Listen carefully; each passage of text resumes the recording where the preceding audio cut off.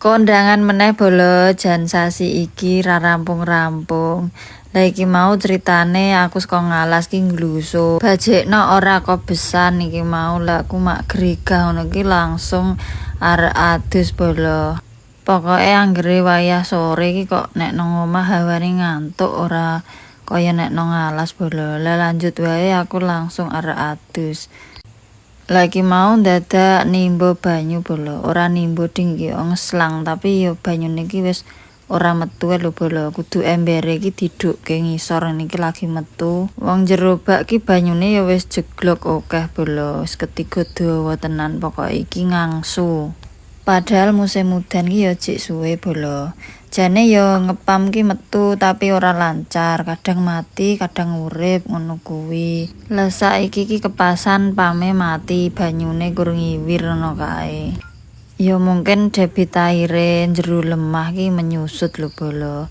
Karang yo ketiga dawa ngene iki yo lumrah nek banyu jero lemah ki kelong. Ya wis aku tak adus dhisik bolo engko selak adem. Lah singkat cerita iki mau aku wis rampung adus bolo.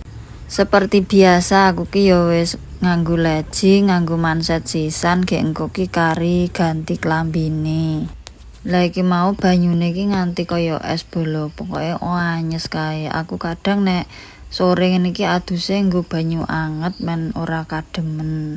Lanjut bolo nek wong rek jagung ki yo pupuran karo gincunan ngono kae. Lah pertama aku arek ngresiki rai ki wajib bolo, soalnya nek ra diresiki kaya ora kepenak ngono kae lho. Nyambi bersih-bersih barang nggon gulu, nggon kuping ngono kuwi pokoke rata.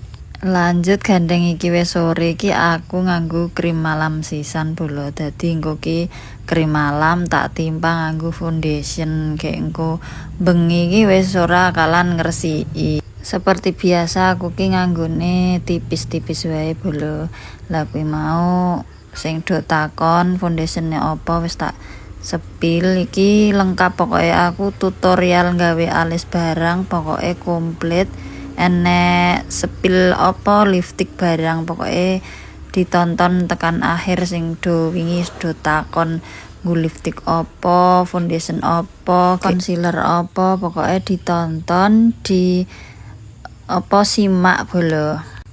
Lah pertama-tama aku ki gawe alis ki alatku ngene iki pokoke sing ana kuase. Pertama ki gawe bingkene sik. Nek aku gawene dhuwur sik ya bolo. Dadi nek ngisor sik ki kaya rapas ngono kae, gek diarsir ngarepe tipis-tipis wae. Lanjut sing sebelah kiwa iki ya bingkene sik saka dhuwur jret mengisor ngono kuwi bolo. Pokoke nek nganggo sing berkuas ngene iki malah kepenak nek aku. Gek engko ngarepe ngono kuwi ya disikat tipis-tipis men rapi. Nah iki sing dimaksud concealer wingi bolo. Asline aku ki nganggo concealer tapi nganggo foundation. Tapi foundation kuwi mau aku tak dadekke concealer, pokoke multifungsi. Sing penting dadi. Nah, mari ngono terus irunge dikontur men ketara mancung bolo. Lah ngene iki kanan kiri coklat ngene iki nek wis dadi njuk tengah iki didelehi simer-simer men mengkeling ngono kae lho bolo. Engko rak ketok mancung kae toke rong pesek dadi mancung. Lanjut bolo iki nganggo eyeshadow iki dhuwur mripat ngene iki men ra ketara pucet iki didelehi eyeshadow ngene iki. Kanan kiri padha men seimbang. Terus tengahe ngono kuwi ya disimer-simer bolo men ketok keling-keling ngono kae. Nek wis rampung lanjut gawe eyeliner. Nah, aku nganggone sing hitam ya bolo. Dadi kanan kiri ngono kuwi ya nek iso sing padha sing simetris men ketok apik. Nek do takon aku nganggone apa disimak wae bolo, mau wis tak sepil tapi ki rada sebutno mereke. Nah, lanjut gawe maskara iki idepe men ketok rodok kandel bolo men seimbang karo sing apa eyeliner kuwi mau lho. Wah jan dandane suwe tenan jagonge iki kur 2 menit engko bolo. Lah iki pipine iki aja lali didelehi simer-simer men kemelong ngono kae lho bolo. Lanjut sing terakhir, nah iki gincune bolo iki aku nganggo loro.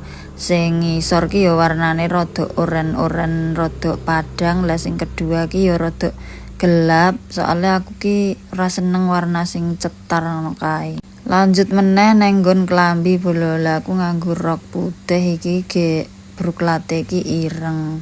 Sing do takon wingi kon nyepil baju kondangan ki tak sepilno ngene iki. Dadi samping ki ana taline kanan kiri, ge iso ditalekke neng mburi ngene iki bolo. Lah iki urung rampung, lanjut nganggo jilbab bolo ngene iki. Yo jungkatan sik men rambuté rapi gek dikocir. Mari ngono aku ki nganggo jilbab ireng bolo men senada karo klambine. Pokoke sing wingi do takon iki mau wis tak sepilno kabeh saka tutorial gawe alis plus alat-alat make upku ya bolo. Pokoke do disimak tekan mburi videone. Lah singkat cerita aku wis dadi iki bolo. Wah wis ngene iki lho bolo.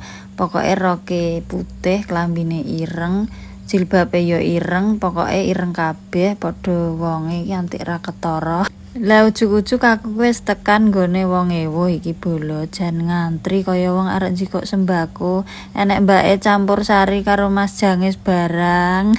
Jan rame tenan. Lah iki wedange wis teko bolo, jan cocok iki saka ngalas mau aku rong wedangan bolo iki mak piar ngono lho diseruput karo simbah kae yo munjuk wedange. Lah iki dayoe wayah sore iki bolo ngejumpel-umpelan tabrakan karo sing laden barang. Lah iki wedangan nyambi ndelok campur sari ora krasa ingone wis teko. Lah iki aku yo tak madang dhisik bolo, bar madang aku lanjut mulih.